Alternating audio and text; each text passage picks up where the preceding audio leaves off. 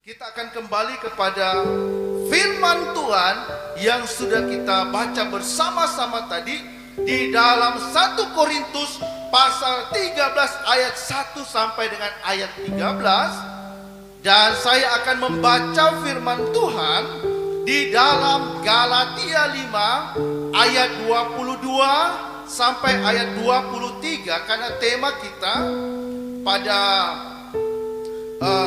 bulan ini yaitu buah-buah rohani. Dan untuk tema kita pada hari ini dalam minggu pertama ini yaitu berbicara tentang kasih. Karena kasih ini adalah buah pertama dari buah-buah roh, yaitu kasih, atau dalam bahasa Yunaninya adalah agape, kasih agape. Ya, di dalam Galatia 5 ayat 22 sampai 23, yang mana ini adalah buah roh yang pertama yang adalah kasih, dikatakan di sana, tetapi buah roh ialah kasih.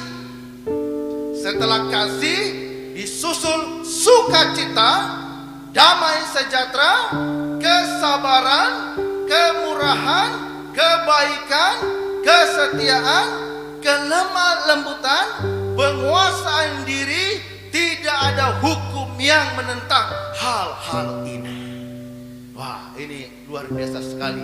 Dari 9 buah roh, urutan pertama yang ditulis oleh Rasul Paulus dari 9 buah roh ini adalah kasih. Wah, ini luar biasa sekali. Kasih.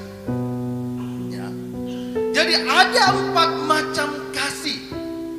Ada kasih agape, philia, storge, dan eros. Kasih agape adalah kasih yang mengorbankan dirinya bagi orang yang dikasihinya. Lalu kasih philia adalah kasih persahabatan atau kasih persaudaraan. Lalu yang ketiga, storge, adalah kasih yang muncul karena adanya hubungan keluarga. Dan yang keempat adalah eros, adalah kasih yang bersumber pada daya tarik seksual pada lawan jenis. Dan kasih untuk eros ini baru ada pada diri orang ketika dia sudah dinikahkan. Dan eros ini tidak boleh ada ketika orang itu belum menikah, karena ini adalah daya tarik seksual seperti itu. Tetapi kasih yang kita akan bahas pada pagi hari ini itu adalah kasih agape, adalah kasih yang mengorbankan, yang rela mengorbankan dirinya bagi orang yang dikasihinya. Karena kasih agape ini adalah kasih dari Allah. Nah, sebagai penjabaran tentang kasih di dalam 1 Korintus 4 ayat 4 sampai dengan ayat 7, di dalam 1 Korintus tadi sudah kita baca. Nah, kasih itu sabar. Ini adalah kasih agape ya. Kasih itu murah hati. Ia tidak cemburu, ia tidak memegahkan diri dan tidak sombong.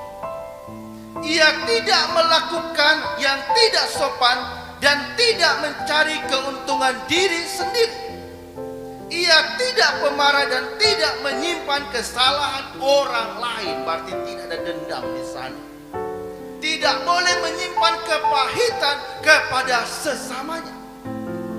Ada pengampunan di dalamnya. Lalu selanjutnya ayat 6, ia tidak bersukacita karena tidak keadilan. Makanya itulah sebagai orang yang penuh dengan kasih, orang yang percaya ada kasih di dalam dirinya, maka dia tidak akan senang melihat ketidakadilan di dalam dunia ini. Dia akan bertindak, dia akan bersuara. Makanya ada suara kenabian yang menyatakan kebenaran, yang menyatakan kesalahan. ketidakadilan itu. Makanya itulah ada suara kebenaran di dalamnya. Dan dia menyatakan kebenaran yang sesungguhnya. Lalu selanjutnya, ia tidak bersukacita karena ketidakadilan, tetapi ia bersukacita karena kebenaran dan keadilan. Ia menutup segala sesuatu, percaya segala sesuatu, mengharapkan segala sesuatu, sabar menanggung segala sesuatu. Ini adalah penjabaran tentang kasih itu. Makanya itulah sebabnya mengapa kasih itu lebih besar, dikatakan oleh Rasul Paulus. Karena dari kasih inilah kita punya pengharapan di dalam Yesus Kristus, yang memberikan jaminan kepastian keselamatan di dalam Yesus Kristus. Karena apa? Karena begitu besar kasih Allah akan dunia ini, sehingga ia telah mengaruniakan anaknya yang tunggal, supaya setiap orang yang percaya kepadanya tidak binasa, melainkan beroleh hidup yang kekal. Semua oleh karena kasih. Itulah kasih yang agape, kasih dari Allah. Kita juga bisa perhatikan bahwa kasih itu tidak akan berkesudahan, tidak akan berakhir. Di dalam 1 Korintus 13 ayat 8, kasih tidak berkesudahan. Artinya apa? Bahwa kasih itu tidak akan pernah berhenti. Kasih itu akan terus hidup. Kasih itu akan terus berjalan. Manusia bisa berhenti hidup di dalam dunia ini, tetapi kasih tidak pernah berhenti. Kasih akan ada dalam dunia ini. Ketika kita meninggalkan dunia, kita akan masuk kepada surga yang kekal, juga tetap ada kasih di sana. Kasih tidak akan berkesudahan. Kasih tidak akan lenyap.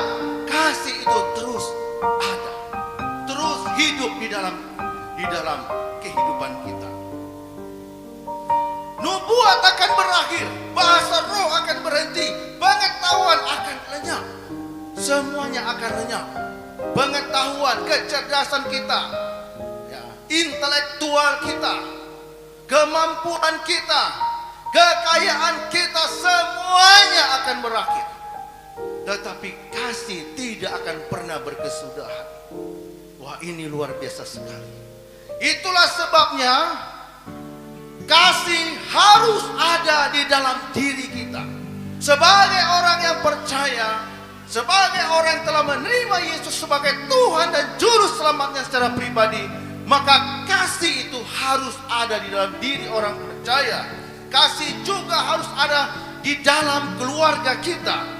Kasih juga harus ada di dalam kita bermasyarakat. Kasih juga harus ada di dalam gereja.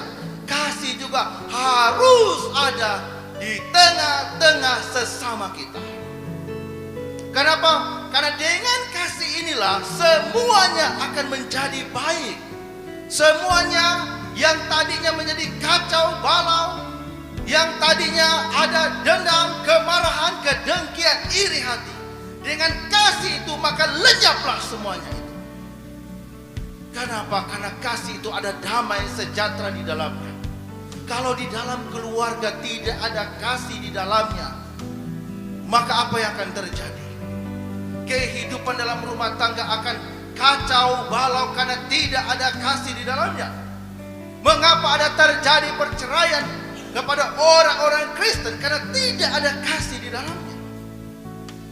Kenapa ada permusuhan antara orang tua dengan anak-anak dengan orang tua, saudara dengan saudara? Karena tidak ada kasih di dalamnya. Saya mendengar berita kemarin bahwa ada saudara yang berduel menggunakan pisau, lalu adiknya mati. Ini saudara kandung. Kenapa bisa begitu? Karena tidak ada kasih di dalamnya. Tidak ada kerendahan hati, tidak ada pengampunan di dalamnya. Makanya itulah yang terjadi di dalam diri orang-orang yang tidak memiliki kasih itu.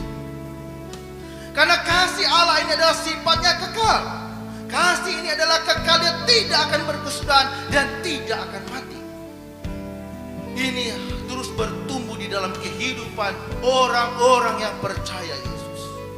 Saya yakin dan percaya ketika kasih ini ada di dalam keluarga kita, semua problem, semua masalah yang terjadi dalam kehidupan kita bisa terselesaikan dengan baik. Dan kita juga harus tahu bahwa kasih yang paling besar adalah dari semua, dari ketiganya, iman, pengharapan, dan kasih. Dan paling yang terbesar adalah kasih. Di dalam 1 Korintus 13 ayat 8, di dalam 1 Korintus 13 ayat 13, demikianlah tinggal ketiga hal ini, yaitu iman, pengharapan, dan kasih. Dan yang paling besar di antaranya ialah kasih. Yang menjadi pertanyaan kita, mengapa kasih ini yang paling besar? Mengapa Rasul Paulus menulis buah-buah roh yang paling besar, yang urutan pertama, yaitu adalah kasih? Seperti yang sudah saya jelaskan tadi, Yesus datang ke dalam dunia, berinkarnasi menjadi manusia, karena itu juga adalah anak kasih. Kita juga bisa lihat di dalam perkataan Rasul Paulus pada ayat 1, ayat 2 dan 3. Saya akan bacakan buat kita semua. Sekalipun aku dapat berkata-kata dengan semua bahasa manusia. Berarti kalau berkata-kata dalam semua bahasa manusia, bayangkan saja ada berapa ribu bahasa manusia di dalam dunia ini.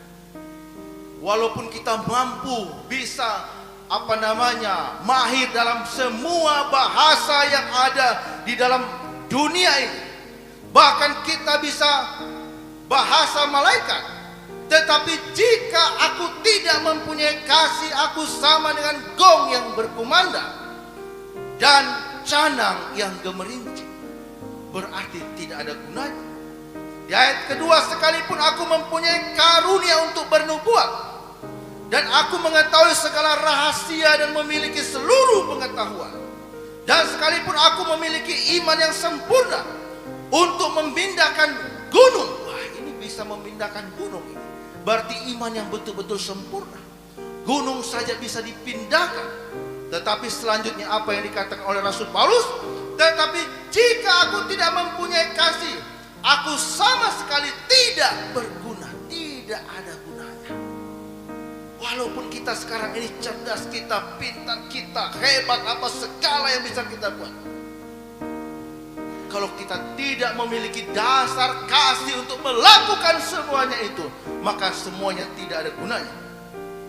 Lalu ayat 3 lagi dikatakan, dan sekalipun aku membagi-bagikan segala sesuatu yang ada padaku, bahkan menyerahkan tubuhku untuk dibakar, wah ini nyawa, tetapi jika aku tidak mempunyai kasih sedikit pun, tidak ada faedahnya bagiku.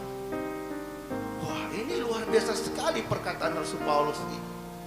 Begitu tingginya kasih itu.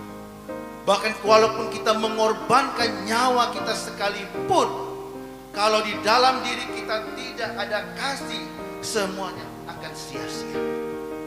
Apapun yang kita lakukan, apapun yang kita kerjakan hari-hari ini, tetapi kalau kita tidak memiliki kasih di dalamnya, dasarnya, sumbernya adalah kasih, maka semuanya itu adalah sia-sia. Apalagi kalau semuanya itu kita lakukan supaya kita dapat dipuji oleh orang, berarti kita telah mencuri kemuliaan Tuhan. Makanya apa yang kita perbuat, apa yang kita lakukan, apa yang kita kerjakan yang begitu luar biasa, yang memang patut untuk dipuji, tetapi ketika kita mendengarkan ada pujian itu, biarkanlah kita kembalikan kepada Tuhan. Karena pujian, hormat, dan kemuliaan hanya kepada Tuhan saja. Kasih yang paling besar. Jadi kasih merupakan hal yang sangat penting dalam kehidupan manusia. Tanpa kasih tidak bisa hidup bersama. Kasih itu harus didesain dan perlu kerja keras dan mewujudkannya. Karena kasih mempersatukan kehidupan setiap manusia. Dan tanpa kasih, kehidupan di dunia ini akan kacau, karena tidak mengutamakan kasih antara satu dengan yang lainnya. Mari kita hidup dalam kasih. Mari kita berbuat kasih dalam kehidupan kita. Demikian juga dalam Yohanes 13 ayat 34 mengatakan bahwa aku memberikan perintah baru kepadamu, yaitu supaya kamu saling mengasihi, sama seperti aku telah mengasihi kamu. Demikian pula kamu harus saling mengasihi. Allah telah mengasihi kita lebih dahulu dengan Dia mengorbankan nyawanya, menebus dosa kita, menghapus segala dosa kita, menjalankan hukuman atas dosa-dosa kita di atas kayu salib. Makanya itulah Dia juga memerintahkan kepada kita untuk kita bisa saling mengasihi satu dengan yang lain. Dan yang terakhir sebagai kesimpulan kita, jika seorang Kristen mengerti arti kasih dan menerapkannya dalam kehidupannya, maka orang Kristen akan hidup dalam kasih dan senantiasa menerapkannya. Penting bagi orang Kristen masa kini dalam menerapkan kasih dengan cara mengasihi, menolong sesama, dan memelihara kasih, sehingga masa hidupnya berarti di hadapan sesama dan di hadapan Tuhan. Ingat, hidup ini hanya sebentar saja. Hidup ini tidak selamanya kita akan ada hidup dalam dunia ini. Ada waktunya kita akan mati. Ada waktunya kita akan meninggalkan dunia ini. Mari kita lakukan kasih, saling mengasihi satu dengan yang lain, menolong sesama kita, dan juga membantu orang-orang yang memang membutuhkan pertolongan kita. Yang kedua, saya mengutip di dalam Matius 20 ayat 37 ayat 40. Kasihilah Tuhan Allahmu dengan segenap hatimu, dan dengan segenap jiwamu, dan dengan segenap akal budimu. Itulah hukum yang terutama dan yang pertama. Dan hukum yang kedua yang sama dengan itu ialah kasihilah sesama manusia seperti dirimu sendiri. Pada kedua hukum inilah tergantung seluruh hukum Taurat dan kitab para nabi. Jadi ini adalah dua hukum kasih. Yang pertama, kita harus mengasihi Allah dengan segenap hati kita, dengan segenap jiwa kita, dengan segenap kekuatan kita, dengan segenap akal budi kita. Dan hukum yang kedua adalah bagaimana kita harus mengasihi sesama kita seperti kita mengasihi diri kita sendiri. Ketika kita menyakiti diri kita, maka jangan kita bisa tahu bahwa itu sakit. Berarti itu tidak boleh juga kita lakukan kepada sesama kita. Tetapi mari kita saling mengasihi. Dan yang terakhir, jadi di dalam kekristenan, kasih yang paling tinggi adalah kasih agape, yaitu kasih yang benar-benar tulus, suci, dan tidak berpamrih, bahkan syarat akan pengorbanan. Ada pengorbanan kita di dalamnya. Kalau kita hanya mengungkapkannya dengan kata-kata saja, tetapi tidak ada tindakan di dalamnya, maka semuanya itu akan sia-sia. Tetapi kasih ini harus diwujud nyatakan di dalam kehidupan kita, harus ada di dalam kehidupan kita. Kalau kita ingin menjadi orang yang berguna bagi sesama kita, maka mari kita hidup di dalam kasih. Kasih ini luar biasa sekali. Kalau kita kembali kepada penjabaran tentang kasih, bahwa kasih itu adalah sabar, kasih itu murah hati, dan kasih itu tidak cemburu, bahkan dia tidak memegahkan diri dan tidak sombong, tidak melakukan yang tidak sopan, tidak mencari keuntungan diri sendiri. Ia tidak pemarah dan tidak menyimpan kesalahan orang lain. Mari kita hidup di dalam kasih. Jikalau di antara kita masih ada menyimpan kepahitan, masih menyimpan dendam kepada sesama kita, lalu meremehkan orang-orang yang mungkin yang lebih bodoh dari kita, mungkin seperti itu, berarti kita adalah belum hidup di dalam kasih. Tetapi mari kita hidup di dalam kasih, untuk kita saling membangun satu dengan yang lainnya. Jika kasih ini ada dalam kehidupan kita, pribadi lepas pribadi kita, saya yakin dan percaya akan terciptalah damai sejahtera itu. Kiranya firman Tuhan pada pagi hari ini memberikan semangat baru dalam hidup kita, memberikan kekuatan kepada kita untuk kita saling mengasihi, saling mengampuni, saling memaafkan satu dengan yang lainnya.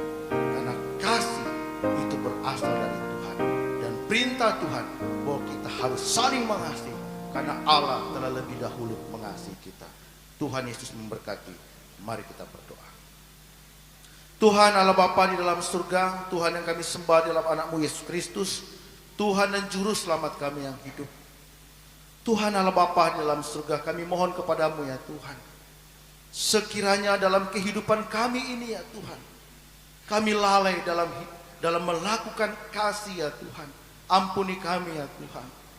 Mungkin ada di antara kami pada hari ini ya Tuhan, yang mungkin menyimpan sakit hati kepada sesamanya, menyimpan sakit hati kepada anaknya, menyimpan sakit hati kepada orang tua, menyimpan sakit hati kepada saudara-saudara, menyimpan sakit hati kepada rekan kerja, menyimpan sakit hati kepada pemimpin, menyimpan sakit hati kepada bawahannya. Tuhan Allah Bapa dalam surga, kami mohon ampuni kami ya Tuhan. Engkau sudah lebih dahulu sudah mengasihi kami ya Tuhan, dan Engkau juga lebih dahulu telah mengampuni kami ya Tuhan. Tuhan Allah Bapa dalam surga, kami mohon juga pada hari ini Tuhan, ampuni kami ya Tuhan. Dan setelah kami pulang dari sini ya Tuhan, kami akan siap berdamai ya Tuhan kepada sesama kami ya Tuhan. Dan kami akan menjadi berkat ya Tuhan, akan membagikan kasih itu juga kepada orang-orang yang ada di sekitar kami ya Tuhan. Saat ini Tuhan, hamba-Mu telah berhenti untuk berkata-kata, tetapi Roh Kudus-Mu ya Tuhan tidak pernah berhenti berkarya dan hidup di dalam diri kami. Terima kasih Tuhan, dalam nama Tuhan Yesus. Amin.